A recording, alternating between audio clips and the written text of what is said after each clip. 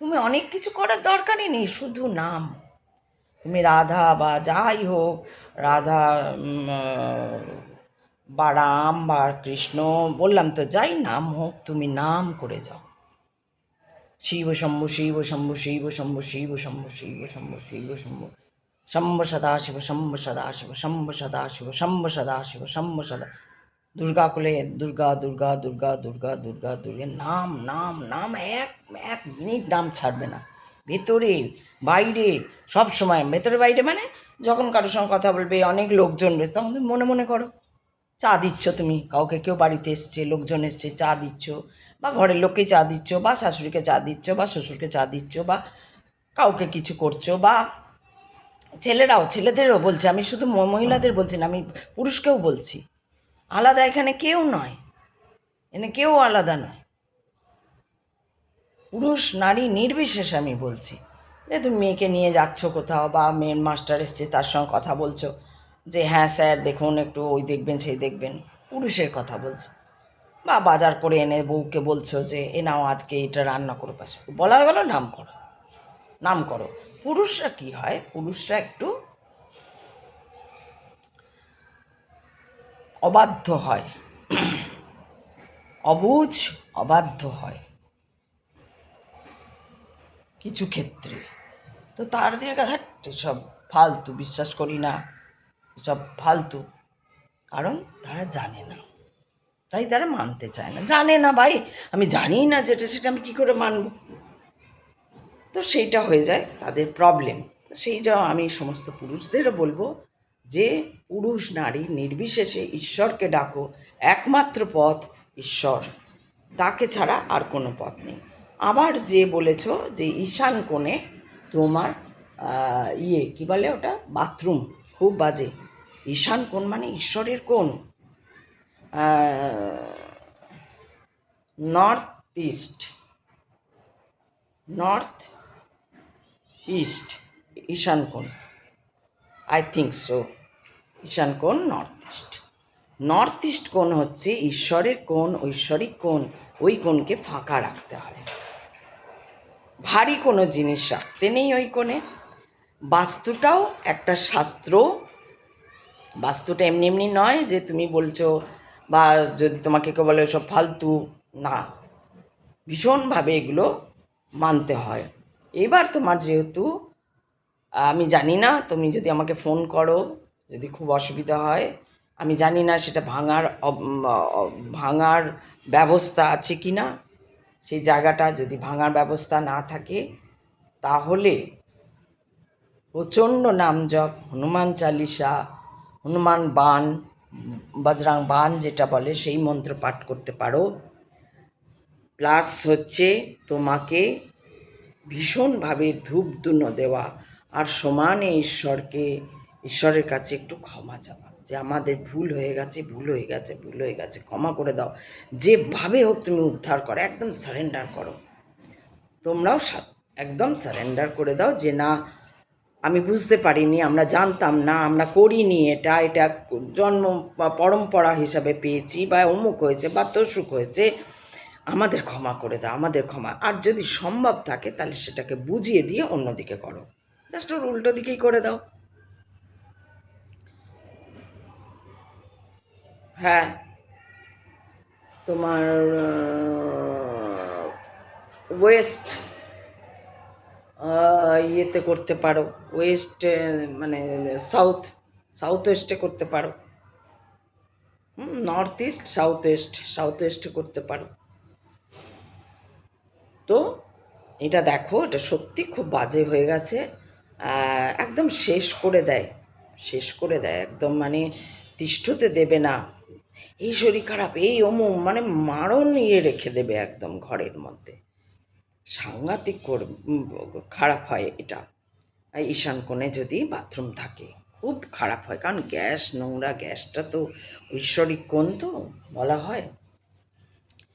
তো ওখান থেকে বেরোতে গেলে যদি ভালো থাকতে হয়, তো প্রথম কথা তো ক্ষমা, অমুক তসুক এসব তো চাইতেই হবে। এছাড়াও যদি তোমরা কোনো বড় পুরোহিতের সঙ্গে যোগাযোগ করো, তারা আরও ভালো যারা বাস্তুশাস্ত্র নিয়ে স্পেসিফিক, দেখো ডাক্তাররা যেমন হয় এক্সপার্টাইজ হয় না ডাক্তাররা, বা ধরো কোনো অন্যান্য সাবজেক্টে যেমন এক্সপার্টাইজ হয়, এই দিক থেকেও কিন্তু এক্সপার্টাইজ আছে।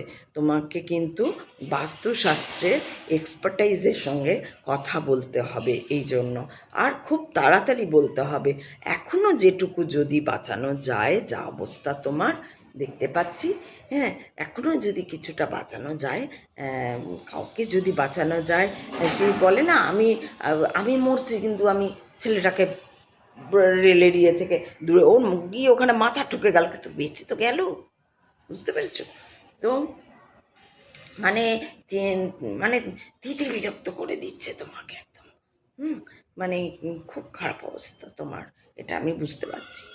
যে তুমি বলেছো ঈশান কোণে, শুনতে পাচ্ছ তো? আমি কে জানে, যাই হোক আমি তোমাকে বলছি, তুমি শীঘ্রই ওইটা কি করবে, একজন এক্সপার্টাইজের কাছে যাও এবং জিজ্ঞেস করো যে আমি কি করতে পারি। যদি কোনো উপায় না থাকে, হ্যাঁ, তাহলে কি করবে সেইটা তোমরা একবার জিজ্ঞেস করো। আদারওয়াইজ আমি বলবো যদি একটু উপায় থাকে তাহলে আমি বলবো যে